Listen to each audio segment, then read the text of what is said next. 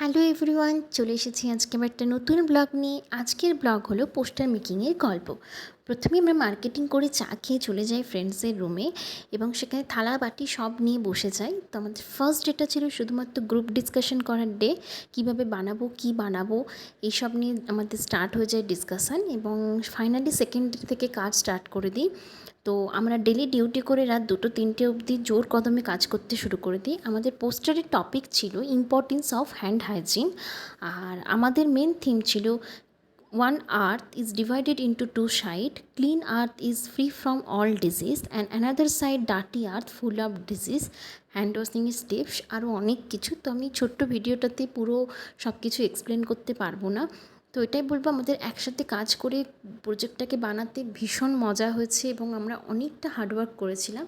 তো আমাদের এই পোস্টারটাতে দেখতে পাচ্ছ আমরা প্রচুর পরিমাণে ক্রাফটিংয়েরও জিনিসপত্র ইউজ করেছি। ডিমের খোলা, ইয়ারবাডস, দেশলাইয়ের কাঠি, সুতো, তাছাড়া ডাল, মিছরি, যা যা ছিল সব কিছু দিয়ে বানিয়ে ফেলেছি।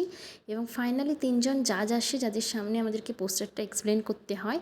এই সেই এরিয়া, যে এরিয়াটা প্রচুর বড়, প্রচুর পোস্টার ডিসপ্লে করা হয়। প্রত্যেকটা ডিপার্টমেন্ট থেকে এক একটা করে পোস্টার আসে।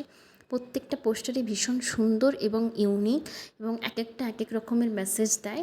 তো ফাইনালি অনেকগুলো পোস্টার আমি ছবি তুলেছিলাম এবং সেগুলো পরপর দেখাচ্ছি এবং আমাদের পোস্টারটা ফাইনালি 3rd প্রাইজ পায়।